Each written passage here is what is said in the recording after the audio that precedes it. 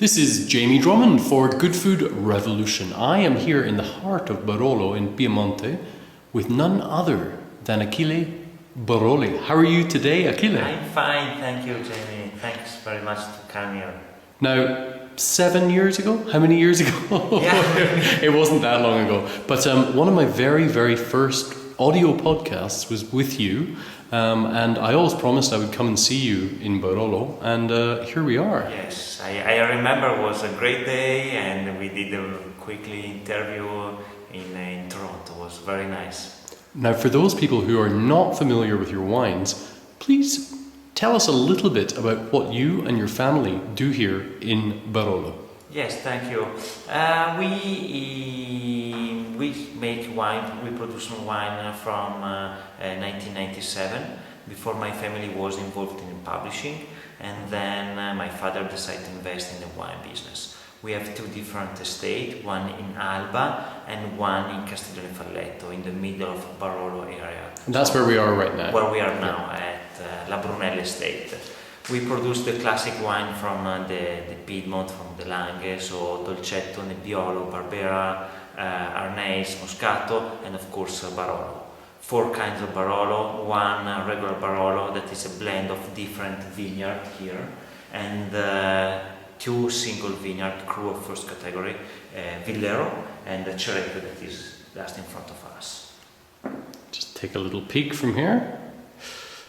This is a fantastic tasting room you have here, because one is able to taste those particular single vineyard wines and look down over those 2 magnificent single vineyards. It's quite something. Yeah, you know, we are very lucky, because when we found this estate, we immediately understood that it was a special place to grow, and a special place to make, where we can make Barolo.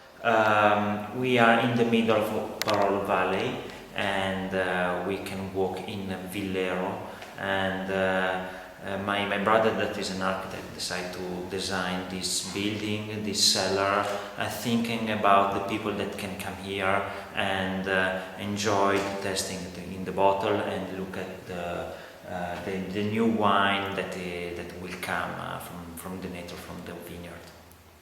Now, what does Barolo, traditional Barolo, mean to you? So, you know, Barolo is so special for me and for everybody, because every different vineyard that we have here in the valley has different characteristics. When I think about Barolo, I have to close my eyes and think about the smell of the soil, the taste of the soil, the tannin, the great perfume that the grapes has. You can drink a Barolo also alone, without food, but you can match it for, I think, everything, because it is a wine that is easy to match, easy to drink.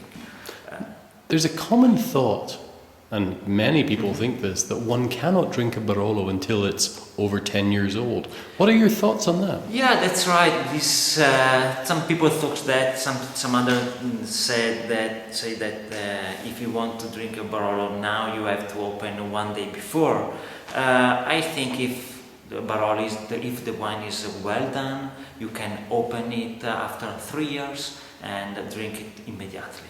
But in the same time, so you can save and keep longer, 20, 30, 40 years in the cellar, the same bottle that you have the chance to drink it immediately.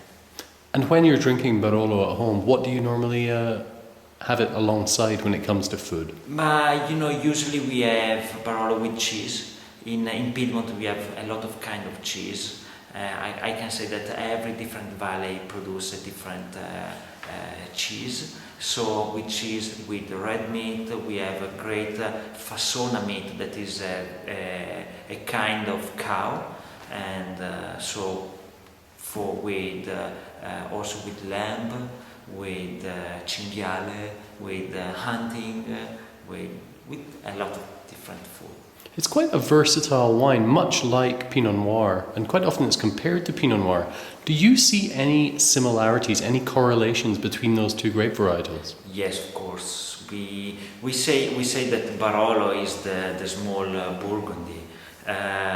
Pinot Noir is very similar to Nebbiolo, not only for the color, because Both have a lighter color than Merlot, Syrah or Barbera, but also for the perfumes, for the smell, the violet that Nebbiolo has is the same violet that you can find in Pinot Noir. And then is a wine that both are grapes that you can keep longer in the cellar, age in a magnificent way, and is a wine that you can drink it now, both Pinot and Barolo or Nebbiolo in general, but you can all along. Now, one of the punishments that man occasionally inflicts upon Pinot Noir is way too much oak. And today, through tasting through a number of Barolo, actually hundreds over the last few days, literally hundreds, I did see a prevalence of new oak that I found quite disappointing, to be quite honest, because it really covered up any sense of the soil, the terroir. What are your thoughts when it comes to using new oak on your wines? But speaking about Boroli, I think that we, at the beginning, in the 2000, we used a lot of barrique because it was the influence for everybody. Everybody would like to have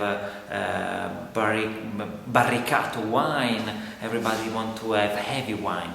But, every year, step by step, I learn better and better which kind of grapes my soil can give me to make Barolo. So I think that we have to use oak, but we have to respect the wine. When you smell the wine, I don't want to smell vanilla. I don't want to smell oak. I want to smell the violet, the fruit, the flower, the freshness. I want to have elegance and balanced wine. Now, you haven't actually purchased new barrique for how many years now? From the 2007. Which is the year that we met. Yes. So something So good. maybe. Maybe I passed over that influence. Who knows? Thank you very much for having Good Food Revolution at your winery today. We look forward to seeing you in the future. Hopefully it won't be that same number of years again. So thank you very much to come. Take care. Thank you. Take care.